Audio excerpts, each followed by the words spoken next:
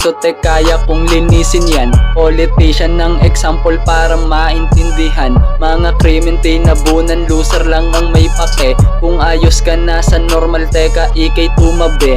Basta kunin ko yung sakin kasi meron talaga. Cellphone, internet lang gamit at yun ang mahalaga. Tapos safety na connect, tsaka tropang kukulek. Mga client nasa online, nyaan mo lang kumulit. Hindi mo ako kilala pero may opinion ka. Papakinggan kita kung may laman iyong bulsa. Mga hindi dapat nakalapat dito sa aking mic. Dami nang nakikinig kahit hindi nagla-like. Nakamasid ka sa akin, tamang saksihan ako. Abangan mo lang kung paano hanggang magsaksid ako. Mga may ayaw sa akin, gusto nila kong malus. Kaso hindi mangyayari, pressure kinain with juice. Oh,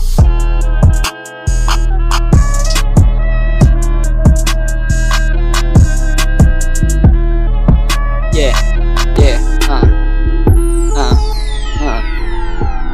mag-isa kong kinilusan, mga planong ginawa. Lumapag sa ibang city, pakpak lang ang dinala.